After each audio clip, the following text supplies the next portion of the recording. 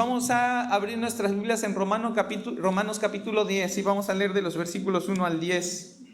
Vamos a leerlo alternadamente. Dice: hermanos, ciertamente el anhelo de mi corazón y mi oración a Dios por Israel es para salvación.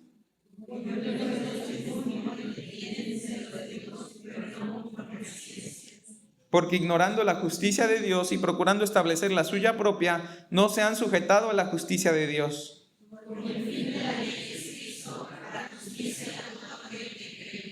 Porque de la justicia que es por la ley Moisés escribe así: el hombre que haga estas cosas vivirá por ellas.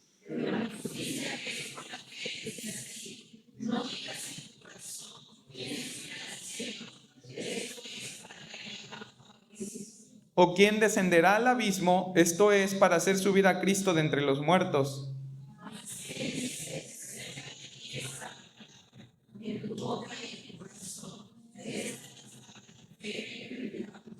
Que si confesares con tu boca que Jesús es el Señor y creyeres en tu corazón que Dios le levantó de los muertos, serás salvo. Porque con el corazón se cree para justicia, pero con la boca se confiesa para salvación. Padre, te agradecemos nuevamente porque nos congregas delante de ti para ser instruidos por tu palabra, Señor. Gracias porque tu palabra es certera, Señor, la máxima autoridad que tenemos en nuestras vidas como creyentes, Padre. Y venimos en humildad delante de ti, delante de ella, para ser enseñados, para ser instruidos, no queriendo, Señor, nosotros decir lo que queremos que diga la palabra, sino escuchando, Señor, con oídos abiertos, con un espíritu que anhela conocerte como tú te has revelado, de tal forma que lo que aprendamos, Señor, sea tu verdad, y de esa manera tú nos transformes a la imagen de Jesucristo, Padre, porque no hay otra forma de ser transformados a imagen de Cristo si no es por tu palabra, Señor. Padre, que tú nos hables en esta mañana, que, Señor, yo sea tu instrumento, que tú me guíes en cada palabra que he de usar, Señor, que tú te glorifiques a través de este tiempo y que puedas ver el fruto de todo el esfuerzo, Señor, que tú haces por el provecho de nuestras almas, por nuestro crecimiento y por hacernos conforme a tu justicia, Señor. Te ruego todo esto, Padre, en el nombre de nuestro Señor Jesucristo. Amén. Bien, hermanos, pues hemos estado estudiando, cerramos el domingo pasado Éxodo, por ahí vimos cómo terminaba Éxodo, cómo cerrábamos el libro, ¿no? Y cómo finalmente el pueblo, pues, perseveraba, no en hacer la voluntad de Dios, no en seguir a Dios, sino en hacer su voluntad. Aún así, Dios vemos que va a perseverar aún más en su gracia, para que el pueblo pueda contemplar la grandeza de Dios. Cada vez que Dios hace una exhibición de su gracia, Dios nos está diciendo: mira qué importante eres para mí. Lo que Dios nos está diciendo es: mira qué grande soy, ¿no? Que a pesar de que tú persistes en tu pecado, que a pesar de que tú insistes en tu maldad, que tu corazón torcido te lleva a donde yo no quería que llegaras, aún así yo soy más grande que eso, más misericordioso que eso. ¿Sí? Tengo aún más bondad para ti y quiero que seas testigo de ella. Entonces eso es lo que vamos a ver ahora en un repaso breve que vamos a hacer de Números. Vamos a ver que el pueblo sale del monte Sinaí a pesar de sus rebeliones. Como les decía, Dios no detiene su promesa de llevar al pueblo a la tierra prometida, ¿no? Y por amor de su nombre y por la intercesión de Moisés, que de forma continua está delante del Señor pidiendo perdón por los pecados del pueblo, pidiéndole al Señor que no los tenga en cuenta, y que nos prefigura ese oficio sacerdotal de Jesucristo también intercediendo delante del Padre por sus escogidos. Vamos a ver cómo Dios continúa llevando a cabo ese plan redentor que es mucho mayor de lo que nosotros estamos viendo aquí. Estos son solo los inicios, ¿no? Este es solo el principio de lo que vamos a ver consumado y demostrado de manera perfecta, y no hay nada más que añadirle a través de la vida y la obra redentora de Jesucristo, ¿no? Números 1, 45 y 46 nos muestra el censo. Son censados en ese momento para ya dejar el monte Sinaí, y se cuentan 603,550 hombres de 20 años para arriba. Eso implica que el resto del pueblo de Israel formaba una población de cerca de 2 millones de israelitas. Esos 2 millones son los que van a ir por el desierto camino a Canaán, ¿no? No sé, más o menos como cuántas personas somos aquí en Veracruz. Como 2 millones, ¿no? 2,5, una cosa así.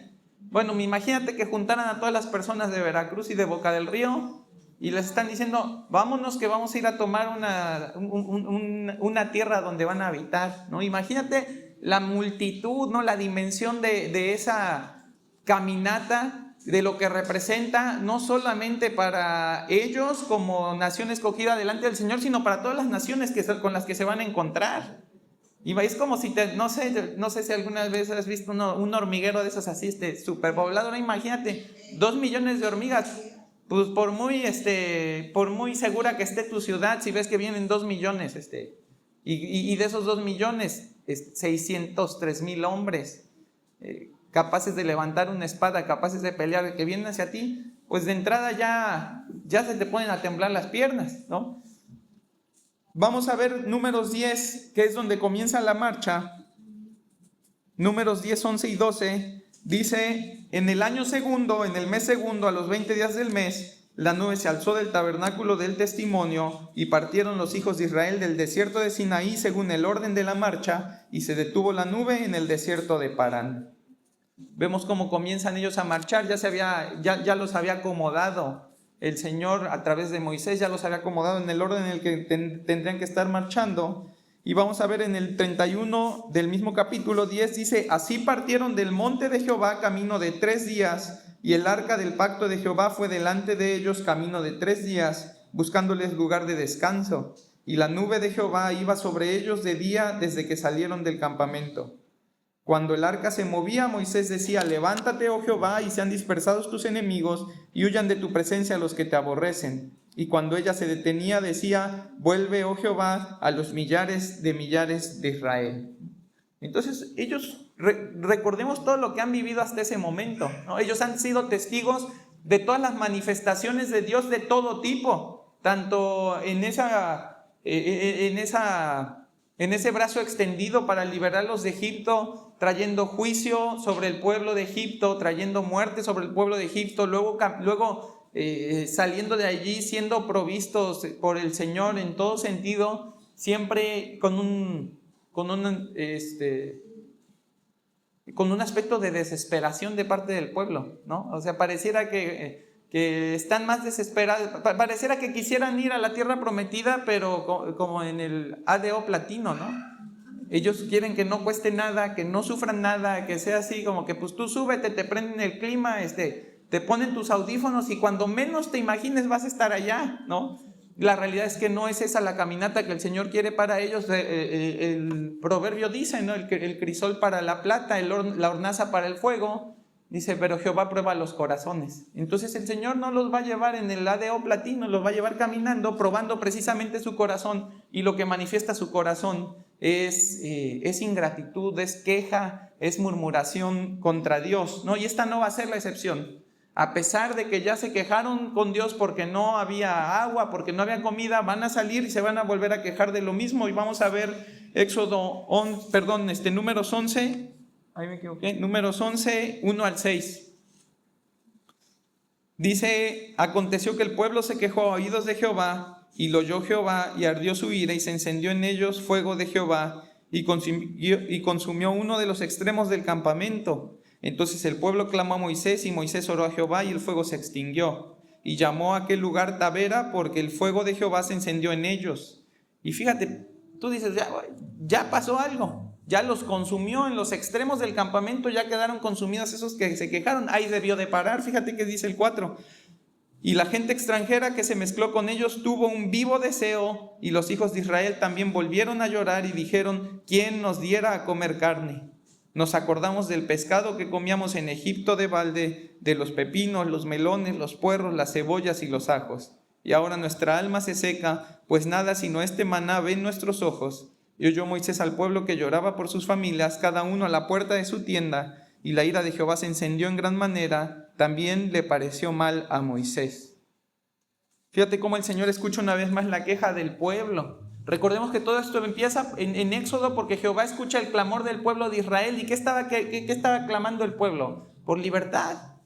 Están en Egipto y aquí pareciera como que salieron otra vez, ¿no?, de un hotel 5 estrellas y que de repente se van a uno que no tenía todas las amenidades que ellos tenían. Pero no es cierto.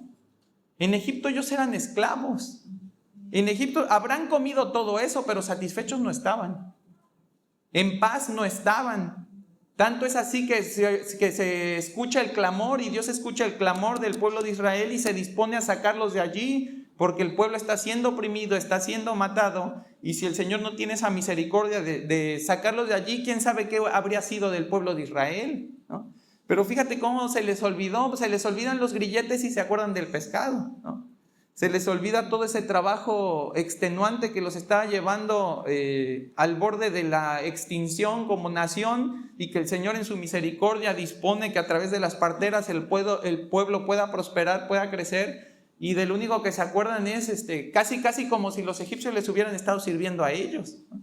Y fíjate cómo se enciende la ira de Jehová, ¿no? Y lo primero que yo me pregunto cuando veo esto es, ¿qué enciende la ira de Jehová? ¿Será la petición del pueblo de carne o la manera en la que lo piden? ¿Será que Dios es un padre que no sabe escuchar o que el pueblo es un hijo que no sabe cómo pedir? Una y otra vez el pueblo ha tenido testimonio de cómo Moisés se presentaba delante de Dios, de cómo Moisés recibía de parte de Dios palabra para ser llevada al pueblo. Moisés se la comunicaba al pueblo y lo que hacía el pueblo era responderle a Moisés, y Moisés iba con esa respuesta y se la presentaba delante de Dios. Y eso porque ellos no quisieron, en algún momento dijeron, no, Moisés, ¿sabes qué? Trata tú con Dios, nosotros no queremos verlo porque le tenemos temor. Pero ellos eran testigos de que entre Dios y ellos había comunicación a través de este intermediario que era Moisés. Es curioso cómo llega el momento en el que esa comunión pareciera que nunca la tuvieron, ¿no? Pareciera que nunca se hablaron. Pareciera como de esas películas en las que ya se pelearon tanto que ya no se hablan directamente. El van y le dice, oye, ve y dile aquello, ¿no? Y ahora viene, oye, pues tú ve y dile aquello. Ya no tiene el pueblo esa confianza, ya no tiene el pueblo ese interés de comunicarse con Dios, ¿no? Y yo consideraba que el pueblo realmente tuvo la oportunidad de presentar delante de Dios en humildad, a través de Moisés, esa petición de recibir un alimento distinto al maná, ¿no? No había hablado Dios con Moisés en otras ocasiones, ¿no? Incluso el pueblo, cuando veía que estaba siendo consumido por la ira de Dios a causa de su rebeldía, ellos venían y clamaban a Moisés para que Moisés intercediera por ellos. Pero cuando surgía alguna necesidad que hubiera sido posible que Moisés mediara en nombre de ellos delante de Dios, el pueblo ya no pensaba en decirle a Moisés, ¿no? El pueblo quiere conseguir las cosas sin tener que pedírselas a Dios y comienzan a quejarse amargamente entre ellos, aún anhelando la vida que tenían antes como esclavos, con un lloro tan insufrible que el corazón de Dios no se conmueve para actuar en misericordia, sino que se enciende en ira. Qué diferente, ¿no? Qué diferente es ese clamor que sonaba en Israel pidiendo salvación a este clamor que suena en el desierto pidiendo carne, ¿no? ¿Dónde quedó ese corazón de los que pedían salvación? Esto va a provocar una desesperación en Moisés, quien también tiene malestar por lo que están haciendo, pero él presenta su malestar delante de Dios. Fíjate, en Números 11:13, dice, ¿de dónde conseguiré yo carne para dar a todo este pueblo? Porque lloran a mí diciendo, danos carne que comamos. Y le dice, no puedo yo solo soportar a todo este pueblo que me es pesado en demasía. Y si así lo haces tú conmigo, es decir, si me dejas a mí llevando solo a este pueblo, yo te ruego que me des muerte si he hallado gracia en tus ojos y que yo no vea mi mal. Fíjate cómo el ánimo de Moisés decae, ¿no? Llevar al pueblo solo ya no le es posible. Ya son demasiadas las quejas, es demasiada la rebeldía, ¿no? Y antes de seguir haciéndolo así, Moisés va a preferir que el Señor tome su vida, pero que le conceda la gracia de la vida eterna. Eso es lo que está diciendo Moisés cuando le dice, yo te ruego que me des muerte, es decir, toma esta vida que tengo aquí, si he hallado gracia en tus ojos y que yo no vea mi mal. Es decir, que yo no vea, ¿no?, una muerte en pecado que me separe de ti, sino que yo vea una muerte en tu gracia que me mantenga cerca de ti. Dios va a levantar 70 varones a los cuales les va a dar del espíritu de Moisés, que por lo que narra más adelante el pasaje, vamos a ver que esos hombres, después de recibir el espíritu de Moisés, empiezan a profetizar, ¿sí?, incansablemente y sin cesar, ¿no? Y lo que uno puede entender de esto es que el espíritu de Moisés es precisamente el Espíritu Santo, uno que es capaz de transformar el corazón del hombre y de darle al hombre un ministerio, el ejercicio de un ministerio que no es capaz de hacer por sí solo las cosas de Dios, las cosas del reino. Dios también le va a dar al pueblo la comida que pedía, no como provisión en gracia, sino como castigo por su ingratitud. Fíjate, Números 11:18 dice: pero al pueblo dirás, santificaos para mañana y comeréis carne, porque habéis llorado en oídos de Jehová diciendo, ¿quién nos diera a comer carne? Ciertamente mejor nos iba en Egipto. Jehová pues os dará carne y comeréis. No comeréis un día, ni 2 días, ni 5 días, ni 10 días, ni 20 días, sino hasta un mes entero, hasta que os salga por las narices, y la aborrezcáis por cuanto menospreciasteis a Jehová que está en medio de vosotros, y llorasteis delante de él diciendo, ¿para qué salimos acá de Egipto? Entonces fíjate, como decíamos el domingo pasado, ¿no?, ¿cuál es la manera en la que Dios emite su juicio? Dándoles precisamente lo que quieren. Dice, ¿quieren carne? Pues ahí está su carne, ¿no? Coman hasta saciarse, y cuando se hayan saciado van a seguir comiendo más, porque ustedes prefieren la carne que la libertad que yo les di. Prefieren la carne y la vida que tenían antes que las promesas de una vida mejor, una tierra donde fluye leche y miel, donde comer carne no iba a ser problema. Y fíjate cómo les está dando Dios precisamente lo que quieren. Pero además, junto con la carne llega el castigo que merecieron. Y Números 11:32 nos dice, entonces el pueblo estuvo levantado todo aquel día y toda la noche y todo el día siguiente, y recogieron codornices. El que menos recogió 10 montones y las tendieron para sí a lo largo alrededor del campamento. Aún estaba la carne entre los dientes de ellos antes que fuese masticada, cuando la ira de Jehová se encendió en el pueblo, e hirió Jehová al pueblo con una plaga muy grande, y llamó el nombre de aquel lugar Kibrot Hataba, por cuanto allí sepultaron al pueblo codicioso. De Kibrot Hataba partió el pueblo a Haserot y se quedó en Haserot. Entonces, el pueblo recibe carne, pero también recibe el castigo por la ingratitud, ¿sí? El castigo por desear más esa vida tan miserable que llevaban en Egipto y no desear correctamente esa vida llena de abundantes promesas y provisiones que Dios les estaba dando. Y hermano, yo aquí quiero hacer una pausa rápida, porque me parece que muchas veces no nos diferenciamos mucho del pueblo de Israel cuando cambiamos nuestras oraciones por quejas. Creo que muchas veces lo hacemos hasta de forma inconsciente, pero eso no le quita ningún gramo de maldad a nuestro proceder. Fíjate cómo mientras estamos en comunión cercana con nuestro Padre Celestial, ¿sí?, confiando en lo que Jesús dijo en Mateo 7:11, que Él sabe dar buenas dádivas a los que le piden, ¿no? Dice, si sus padres terrenales le saben dar buenas dádivas, ¿cuánto más su Padre Celestial? ¿No? En esos momentos de comunión con el Señor, nosotros tenemos esa sensibilidad espiritual para reconocer que todo lo que necesitamos, toda aquella necesidad que surja, parezca importante o no tan importante, puede ser llevada delante de Dios en oración y con plena confianza, sabiendo que Él es el que tiene el poder y la voluntad para concedernos cualquier cosa, o tiene el poder y la voluntad para cambiar nuestro corazón y encontrar plenitud en lo que hemos pedido no nos será dado. Ahí está la oración, ahí está la comunicación que nosotros tenemos con el Padre, ¿no? Ahí está la manera en la que nosotros le podemos decir al Señor qué es lo que está sucediendo. Oye, Señor, ¿no?, siento que necesito tal, creo que necesito tal, ¿no? Uno tiene esa confianza cuando está en comunión con el Señor de venir y decirle lo que sea, como uno tiene la confianza de venir y decírselo a su Padre terrenal cuando está bien con Él, ¿no? Uno no le piensa 2 veces, uno dice, oye, papá, necesito tal, y sabe que papá lo va a escuchar y que papá lo va a ver, ¿no? Sin embargo, muchas veces caemos en la trampa de dejar de llevarle a Dios nuestras peticiones. Tal vez porque andamos luchando con algún pecado que ha minado ha lastimado nuestra comunión con Él y que estorba nuestras oraciones. Hace rato oraba nuestro hermano Manuel, Señor, ¿no? Que nuestras oraciones no encuentren estorbo, ¿no? Quita cualquier estorbo que tengan nuestras oraciones. Hermanos, el único estorbo que pueden encontrar nuestras oraciones es nuestro pecado. ¿Qué otra cosa? ¿Qué otra cosa podría estorbar la oración? ¿Qué otra cosa podría limitar el alcance de nuestra oración delante del Señor? ¿Qué otra cosa podría hacer que el Señor no preste oído a nuestras oraciones? Solo nuestra rebeldía, ¿no?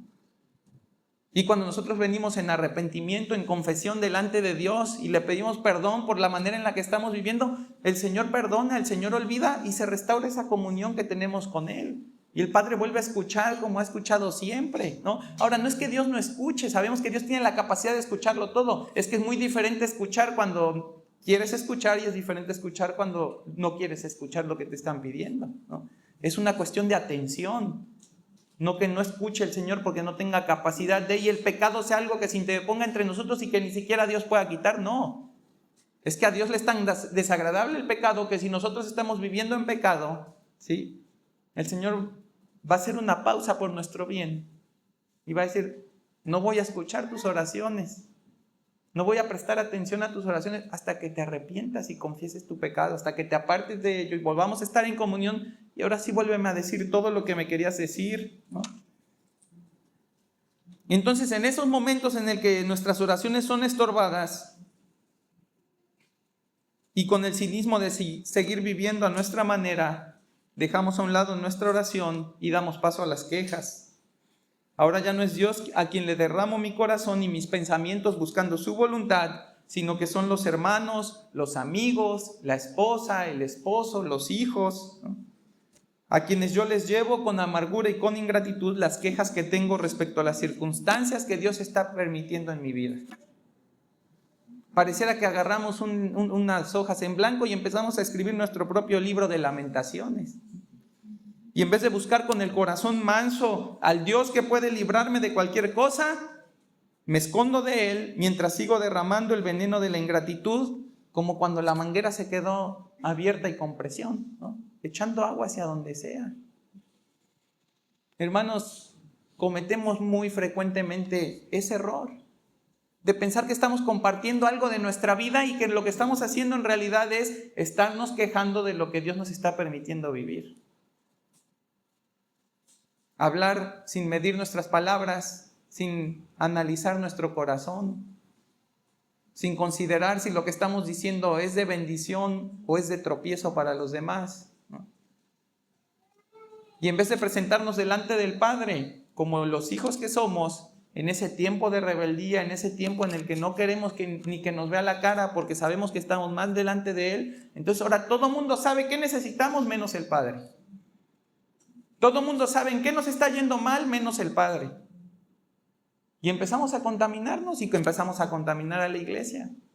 Y empezamos a mostrarle a los hermanos que pues también así se puede vivir, ¿no? Se puede ser cristiano y estarse quejando todo el tiempo. Se puede ser cristiano y no ser agradecido con Dios por las circunstancias que estoy viviendo.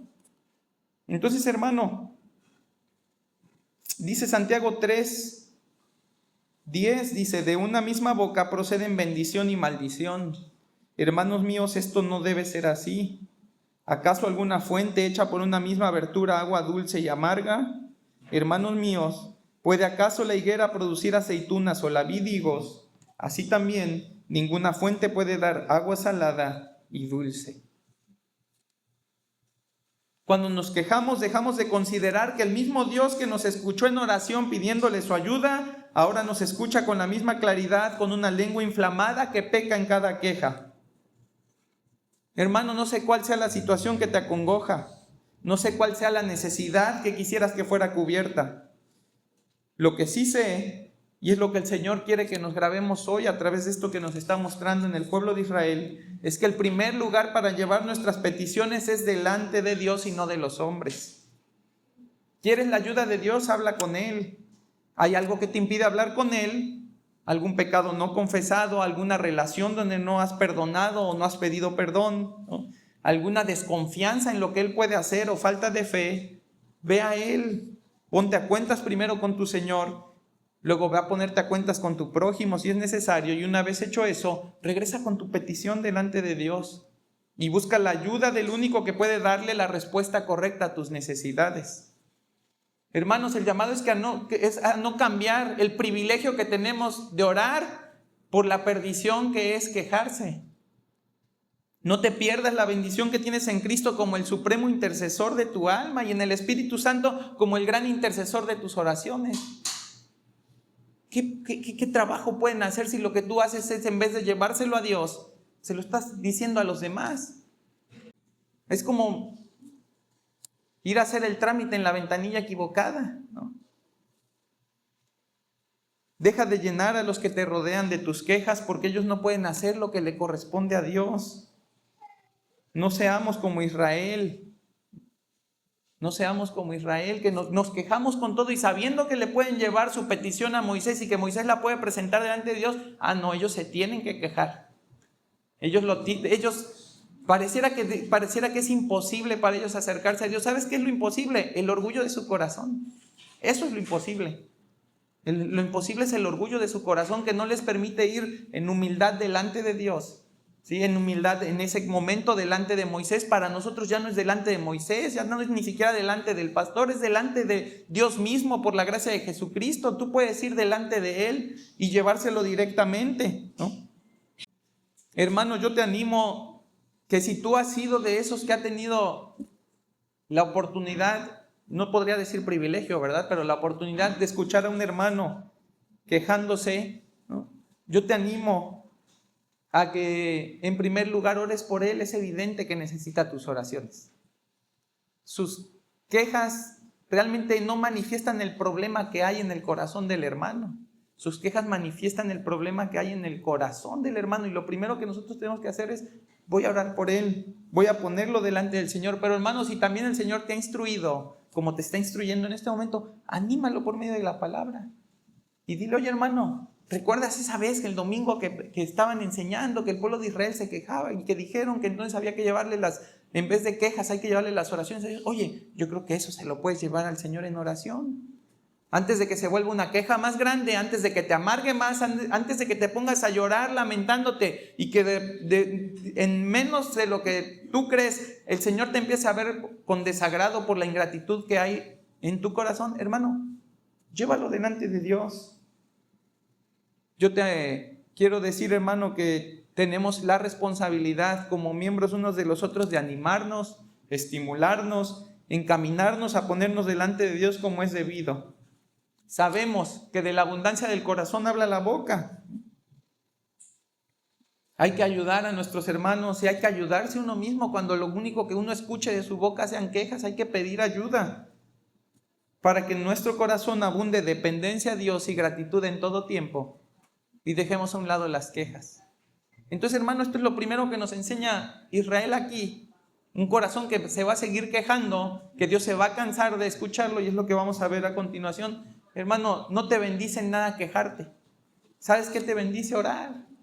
Llévalo delante del Señor. Hay un grupo de oración, hay grupos en casa. Yo les insisto, los que no van a grupos en casa, vayan a los grupos de casa. Miren, van a dejarse de quejar cuando vean que estamos orando los unos por los otros por esas necesidades.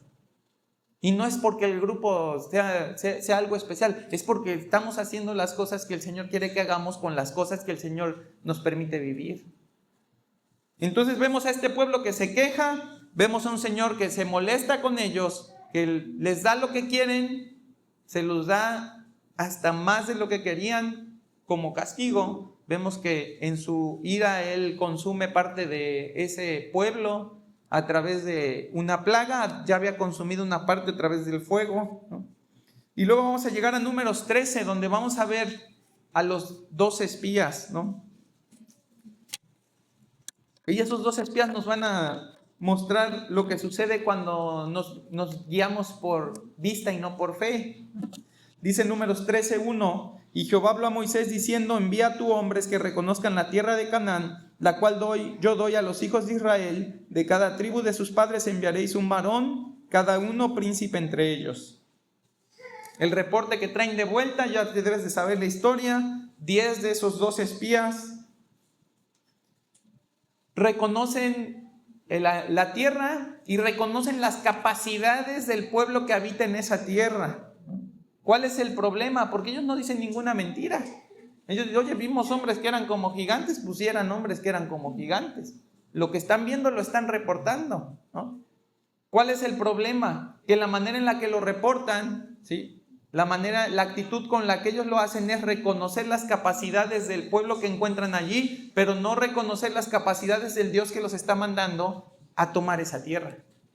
Porque tú te podrías encontrar ahí lo que quisieras, pero si Dios te está diciendo, yo te voy a introducir a la tierra, mi ángel va a ir delante de ti, ¿no?, y te va a meter a esa tierra, pues tú puedes decir, pues no importa que se me aparezca allí. 2 de esos hombres van a ser fieles a lo que el Señor dijo, van a recordar las promesas, van a permanecer con los ojos por medio de la fe puestos en esas promesas y van a testificar lo mismo, pero con la verdad que corresponde. Fíjate, Números 13:30 dice, entonces Caleb hizo callar al pueblo delante de Moisés porque se pusieron como locos otra vez a llorar. Y dijo, subamos luego y tomemos posesión de ella, porque más podremos nosotros que ellos. Mas los varones que subieron con él dijeron, no podremos subir contra aquel pueblo porque es más fuerte que nosotros. Y hablaron mal entre los hijos de Israel de la tierra que habían reconocido, diciendo, la tierra por donde pasamos para reconocerla es tierra que traga a sus moradores. Y todo el pueblo que vimos en medio de ella son hombres de grande estatura. También vimos allí gigantes, hijos de Anac, raza de los gigantes, y éramos nosotros, a nuestro parecer, como langostas, así les parecíamos a ellos. Entonces, como te decía, de esos 12 hombres, solo 2, que son Caleb y Oseas, a quien Moisés le va a poner el nombre de Josué, ¿no?, conservan la fe en el testimonio de Dios de que ellos conquistarían la tierra. Y ahí el pueblo se va a dividir en 2. La gran mayoría, pero así es, la inmensa mayoría, solo 4 que narra la Escritura, no caen en esa actitud, desfallece sin confianza en Dios. Y por otro lado, un pequeño remanente permanece confiado en el favor de Dios. ¿Qué va a suceder? Que esa gran mayoría abrumadora se va a levantar contra Moisés, contra Aarón, contra Caleb y Josué y los va a querer apedrear. Y en ese momento va a aparecer la gloria de Dios en el tabernáculo de reunión. Y en ese momento es en el momento en el que la paciencia de Dios respecto a esta situación en específico se agota, no así su gracia, ¿no? Pero vamos a ver qué les dice Dios ahí en Números 14:11. Dice, y Jehová dijo a Moisés, ¿hasta cuándo me ha de irritar este pueblo?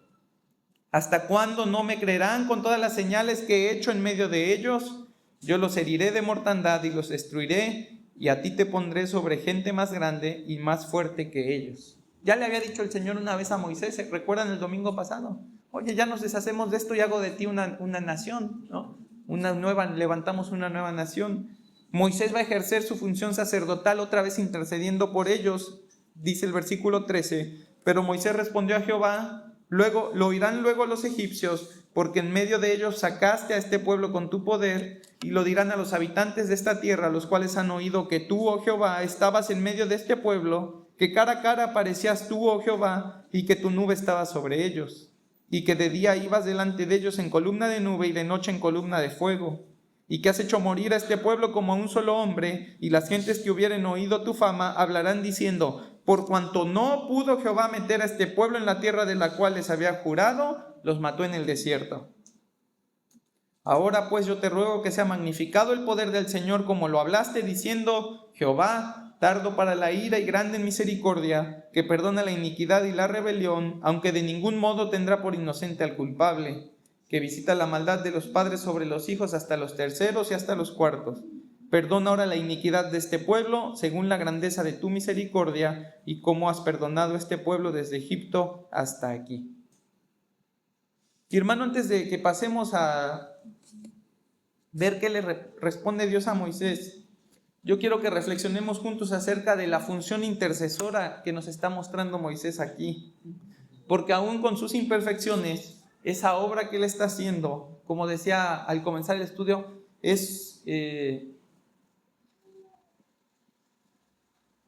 una forma en la que el pueblo de Israel tenía testimonio, ¿sí?, de la obra de un intercesor que iba a venir. El esplendor del nuevo pacto brota de la persona de Jesucristo.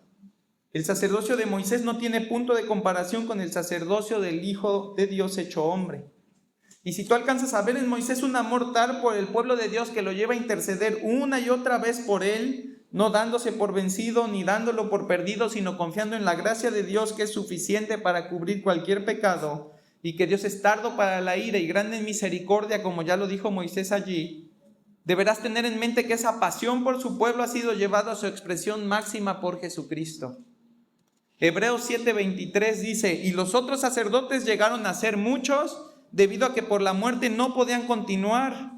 Mas este, por cuanto permanece para siempre, tiene un sacerdocio inmutable, por lo cual puede también salvar perpetuamente a todos los que por él se acercan a Dios, viviendo siempre para interceder por ellos. Porque tal sumo sacerdote nos convenía, santo, inocente, sin mancha, apartado de los pecadores y hecho más sublime que los cielos, que no tiene necesidad cada día, como aquellos sumos sacerdotes, de ofrecer primero sacrificios por sus propios pecados y luego por los del pueblo, porque esto lo hizo una vez para siempre, ofreciéndose a sí mismo. Porque la ley constituye sumos sacerdotes a débiles hombres, pero la palabra del juramento posterior a la ley, al Hijo hecho perfecto para siempre. Y hermano, yo quiero que admiremos juntos la belleza del sacerdocio intercesor de Jesucristo. Porque en primer lugar su sacerdocio es eterno e inmutable. Un sacerdocio que nos asegura la salvación no por nuestro esfuerzo continuo e infalible, sino por la obra continua y sin cambios de Jesucristo, quien ocupa su lugar al lado del Padre y en cuya presencia intercede por ti y por mí, apelando a la obra redentora consumada en el Calvario por medio de su vida de justicia, su muerte sin pecado y la resurrección de entre los muertos. Moisés es digno de considerar. Uno ve ese corazón con el que Moisés estaba delante del Señor presentándose una y otra vez para que el pueblo no fuera consumido. Y si Moisés es digno de considerar, ¿no? Ahora piensa qué tan digno de considerar es Jesucristo. Porque Moisés no podía hacer lo que Cristo podía hacer. Y aun si pudiera hacerlo, tendríamos que preguntarnos, ¿hubiera dado Moisés su vida por ese pueblo? ¿No? La daba por Dios. Él le dijo: Dios, ¿sabes qué? Si es llevarlos solos, tómame, ¿no? Tenme misericordia en la eternidad, pero tómame. Moisés era capaz de dar su vida por Dios, pero no por ese pueblo. Pero Cristo sí. Si Moisés fue bueno haciendo lo suyo, Cristo es perfecto haciendo lo suyo. Moisés fue, Cristo es. Moisés falló, Cristo cumplió. Este sacerdote que tenemos hoy es santo, inocente, sin mancha, apartado de los pecadores y hecho más sublime que los cielos. Moisés no era así, pero tampoco era necesario que lo fuera, porque no íbamos a ser salvos por la justicia de la ley, sino por la justicia de Cristo en gracia. Nuestro sacerdote no tiene necesidad de presentar expiación por sus pecados antes de interceder por nosotros delante del Padre. Él mismo se presentó como ofrenda y como sacerdote, completando en él toda obra de justicia requerida por Dios. Él fue el cordero sin mancha y él fue el sacerdote sin mancha. Nada de lo que presentó por expiación fue en beneficio de él, sino en beneficio nuestro. Ninguno de los pecados que se perdonaron en la cruz fueron suyos, todos fueron nuestros. Y por lo tanto, nada tiene que ser repetido de nuevo, porque ya se hizo una sola vez y para siempre en esa obra perfecta y perpetua de Cristo en la cruz. No sé qué tanta confianza le tenía el pueblo de Israel a Moisés, ¿no? Ya hasta lo querían apedrear, ¿no? Pero hermano, la pregunta es, ¿cuánta confianza le tienes tú a Jesucristo? ¿Qué tan confiado estás en Él? ¿Qué tan seguro estás de que Él te guarda, Él te cuida, Él te da todo lo que necesitas? Él ya te salvó, ya te perdonó, ya te limpió a través de su sangre. No hay un pecado que haya quedado fuera de ese sacrificio. No hay algo que haya hecho de manera incompleta, ¿no? No tuvo que tomar Él un cordero y decir, bueno, pues yo soy el sacerdote perfecto, pero tengo que presentar un cordero imperfecto. Se ofreció a sí mismo. Se ofreció a sí mismo por hombres como estos que estamos viendo de Israel. Igual de obstinados, igual de pecadores, igual de desobedientes, igual de egoístas. igual de deseosos de lo que tenían en el mundo, ahí en Egipto, esclavizados. ¿Cuánto más valioso es este nuevo pacto en el cual hemos sido nosotros incluidos por la gracia de Dios? Un pacto que ya no requiere ofrecer más sacrificios, que ha cubierto la justicia y la ira de Dios de manera completa.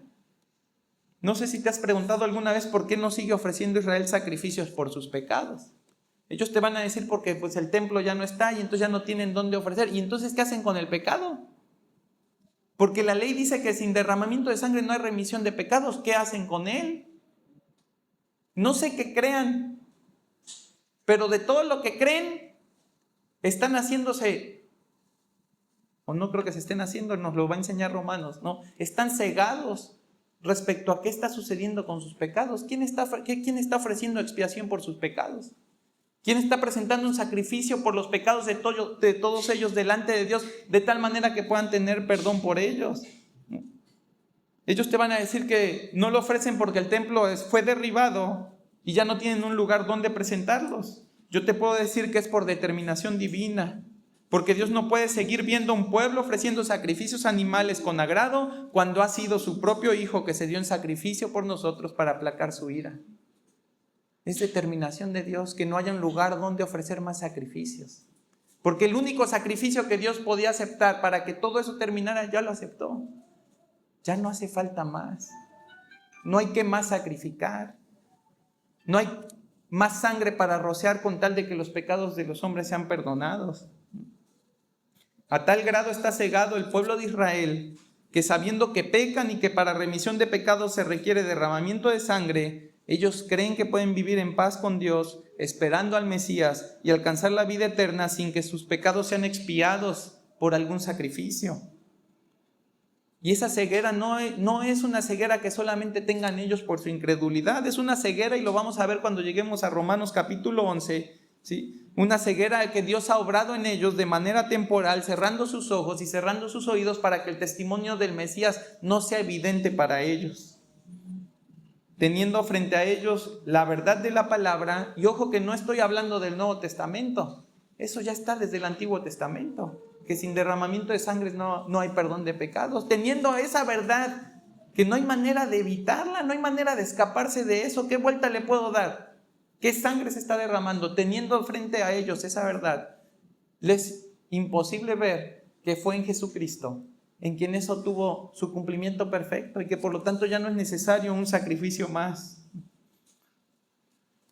Esa ceguera va a llegar a su fin, va a venir un tiempo de conversión de la nación de Israel como nunca antes se ha visto.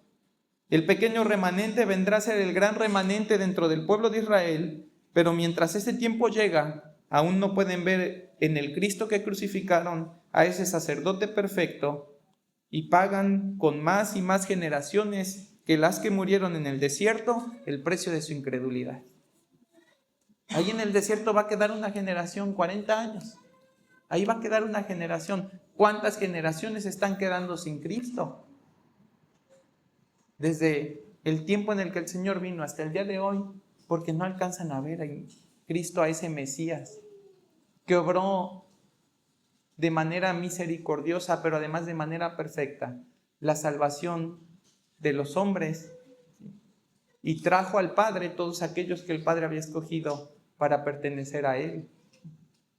Así que apreciemos, admiremos, disfrutemos con reverencia santa la gran obra intercesora de Jesucristo, que es perpetua a nuestro favor. Y como dice el Hebreos también, cuidemos con temor y temblor nuestra salvación, no por el riesgo de perderse, sino por el alto precio con el que fue obtenida.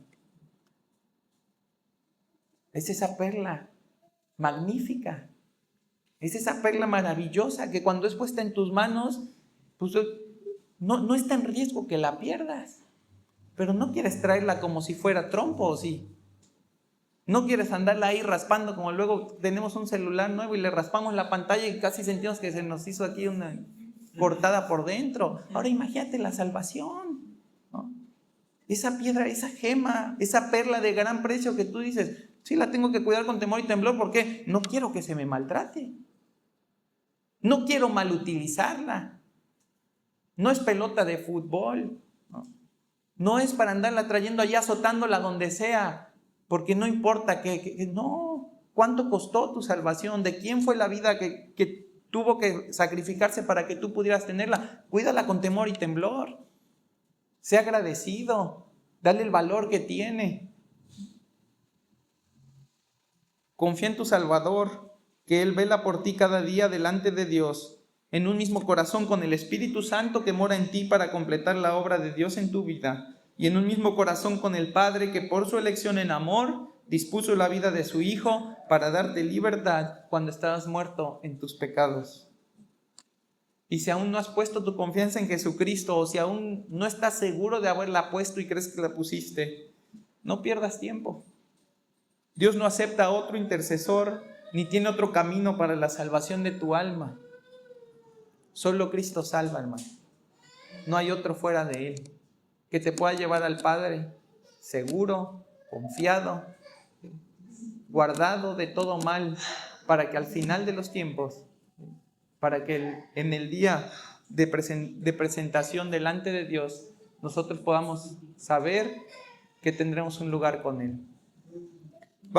Y ya estoy terminando, hermanos, vamos a ver cómo Dios emite su juicio, ahí en Números 14:20, dice Números 14:20, entonces Jehová dijo, yo lo he perdonado conforme a tu dicho. Moisés le dijo, perdónalo, y le está diciendo Dios a Moisés, ya lo he perdonado conforme a tu dicho, mas tan ciertamente como vivo yo y mi gloria llena toda la tierra, todos los que vieron mi gloria y mis señales que he hecho en Egipto y en el desierto, y me han tentado ya 10 veces, y no han oído mi voz, no verán la tierra la cual juré a sus padres, no, ninguno de los que me han irritado la verá. Pero a mi siervo Caleb, por cuanto hubo en él otro espíritu y decidió ir en pos de mí, yo le meteré en la tierra donde entró y su descendencia la tendrá en posesión. Ahora viene la Amalecita y el Cananeo habitan en el valle, volveos mañana, salid al desierto, camino al Mar Rojo. Y ahí van de regreso. Los acababa de sacar de Sinaí, ¿no? Les acababa de decir, caminen, no salgan, vayan al desierto de Parán. Ahora les está diciendo, dense la vuelta, regresen hacia donde estaban, váyanse al Mar Rojo. Y Jehová habló a Moisés y a Aarón diciendo, ¿hasta cuándo oiré esta depravada multitud que murmura contra mí las querellas de los hijos de Israel que de mí se quejan? Diles, vivo yo, dice Jehová, que según habéis hablado a mis oídos, así haré yo con vosotros.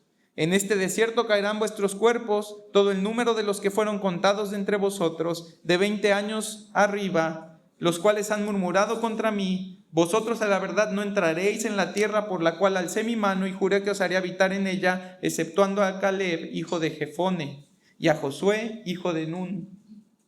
Pero a vuestros niños, de los cuales dijisteis que serían por presa, yo los introduciré, y ellos conocerán la tierra que vosotros despreciasteis. En cuanto a vosotros, vuestros cuerpos caerán en este desierto, y vuestros hijos andarán pastoreando en el desierto 40 años, y ellos llevarán vuestras rebeldías, hasta que vuestros cuerpos sean consumidos en el desierto. Conforme al número de los días, de los 40 días en que reconocisteis la tierra, llevaréis vuestras iniquidades 40 años, 1 año por cada día, y conoceréis mi castigo. Yo Jehová he hablado, así haré a toda esta multitud perversa que se ha juntado contra mí, en este desierto serán consumidos y ahí morirán. Entonces, ¿a dónde llega toda esta rebeldía de Israel? ¿A dónde llega toda esta queja, toda esta murmuración, toda esta ingratitud? El Señor ciertamente les perdona, pero no remite el castigo. Y esa generación que se quejó, esa generación que no confió en Dios, que no tuvo fe, ¿sí?, que no tuvo valor para seguir a Dios conforme a todas las promesas que le habían sido dadas, que no eran pocas, ¿no?, y confirmadas una y otra vez de diversas maneras. Donde termina ese pueblo va a terminar dando vueltas 40 años en un desierto, y ahí van a quedar todos ellos. Solo Caleb y Josué, los hombres que mantuvieron la confianza en Dios, van a ser los que lleguen ahí. Y sus hijos, ¿qué aprenderán los hijos de sus padres durante esos 40 años? Tristemente van a aprender a ser igual que ellos. Pero el remanente permanecerá y perseverará, a fin de que cada palabra y cada pacto hecho por Dios se cumpla en tiempo y en forma. Los 10 espías, los que trajeron ese testimonio al que le faltó fe, no verdad, le faltó fe, ¿no? Van a morir, Aarón va a morir unos capítulos más adelante, Moisés también perderá la entrada al desobedecer un mandato de Dios. Y en su intento por obtener las bendiciones de Dios sin Dios, Israel va a tratar de tomar la tierra prometida por su propia cuenta y les irá mal. Números 14, vamos a leer del versículo 39. Dice, y Moisés dijo estas cosas a todos los hijos de Israel, y el pueblo se enlutó mucho. Y se levantaron por la mañana y subieron a la cumbre del monte diciendo, henos aquí para subir al lugar del cual ha hablado Jehová, porque hemos pecado. Y dijo Moisés, ¿por qué quebrantáis el mandamiento de Jehová? Esto tampoco saldrá bien. No subáis, porque Jehová no está en medio de vosotros, no seáis heridos delante de vuestros enemigos, porque la Amalecita y el Cananeo están allí delante de vosotros y caeréis a espada, pues por cuanto os habéis negado a seguir a Jehová, por eso no estará Jehová con vosotros. Sin embargo, se obstinaron en subir a la cima del monte, pero el arca del pacto de Jehová y Moisés no se apartaron de en medio del campamento, y descendieron a la Amalecita y el Cananeo, que habitaban en aquel monte, y los hirieron y los derrotaron, persiguiéndolos hasta Horma.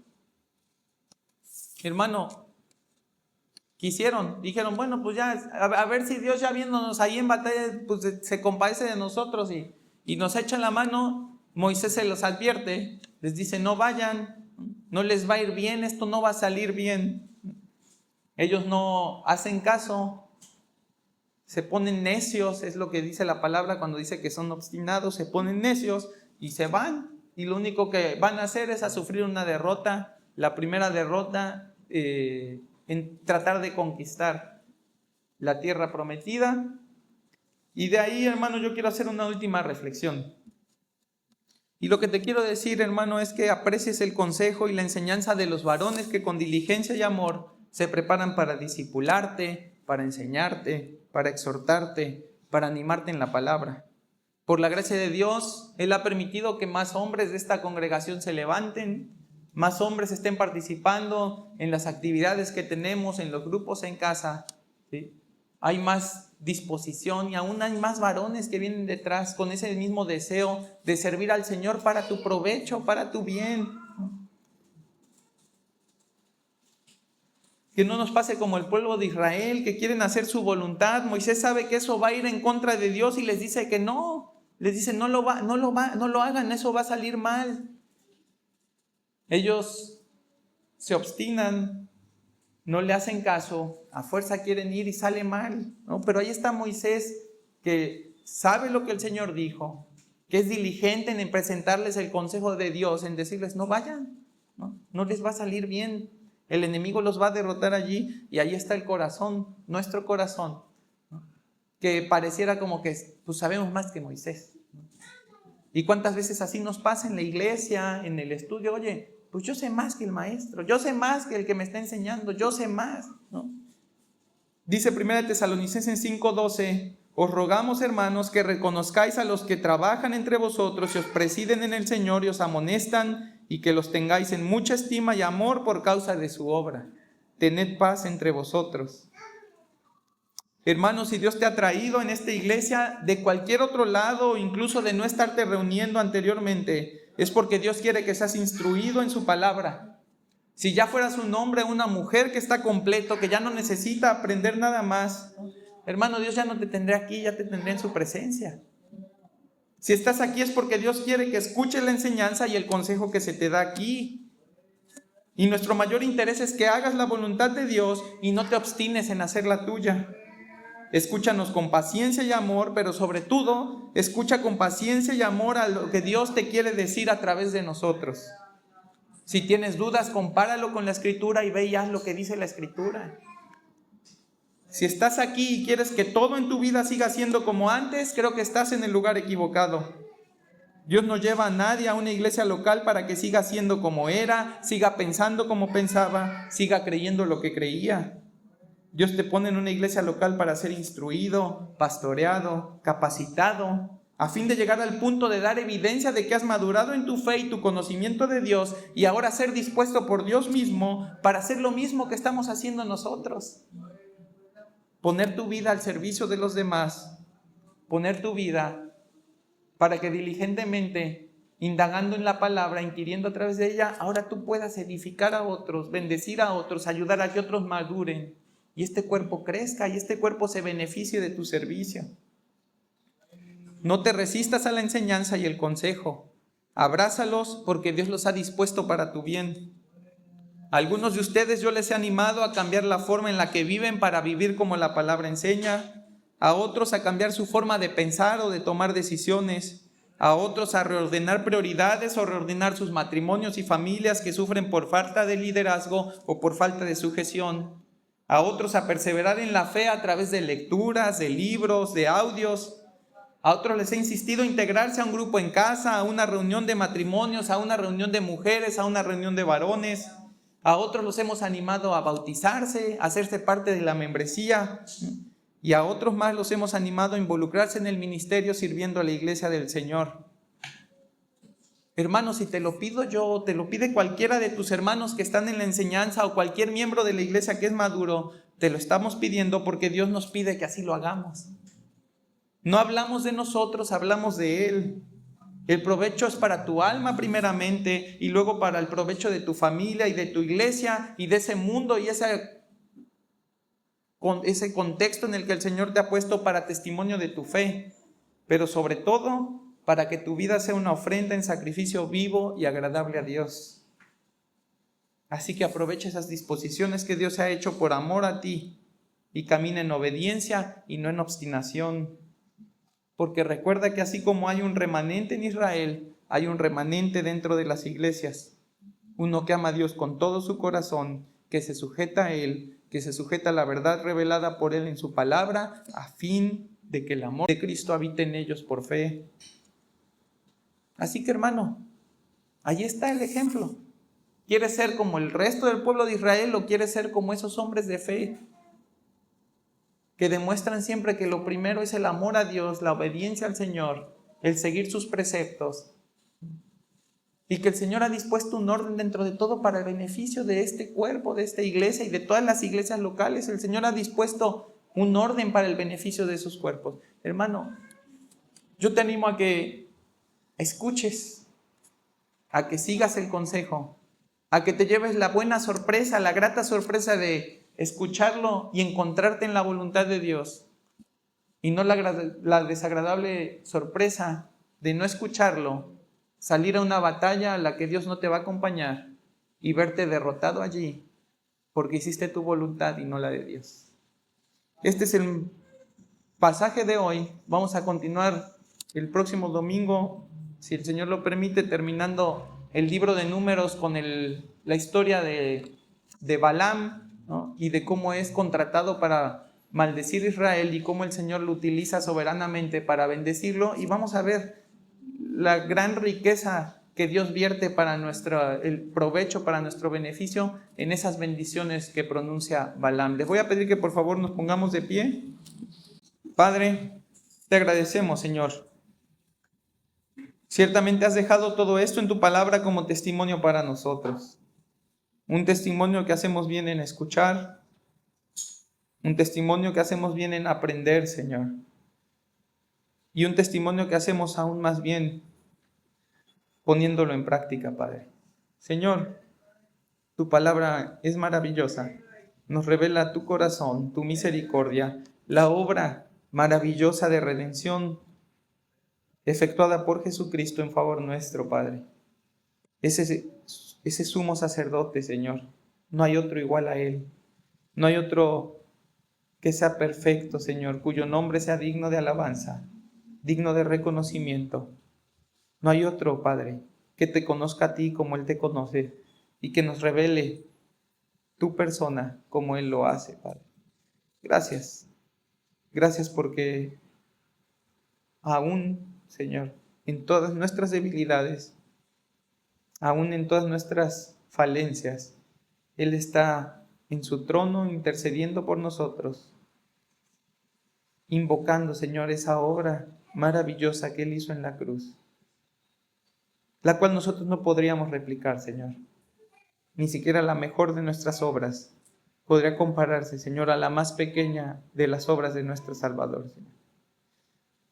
Reconocemos tu gracia, tu misericordia, y te rogamos que en esa misma gracia tú nos lleves a través de tu palabra, a través del Espíritu Santo, a vivir vidas íntegras, vidas de obediencia, vidas que se ordenan con el orden que tú has estipulado, con los afectos que son del Espíritu, Señor, con el objetivo no de vanagloriarse, Señor, sino de darte a ti toda la gloria y la honra que mereces, porque del polvo nos has tomado, Señor, y nos has hecho tus hijos, tus siervos, tus instrumentos, para que todo tu poder sea manifestado como testimonio a los hombres, y todos puedan ver que en Cristo hay salvación, Padre. Gracias, Señor, por tu palabra. Llévanos con tu bendición y que podamos seguir meditando en todo esto en el transcurso de los días, considerando, Padre, el gran sacrificio que representó que tu Hijo Jesucristo diera su vida por nosotros, Padre. Te adoramos y todo esto lo ponemos delante de ti en el nombre de nuestro precioso Mesías. Amén.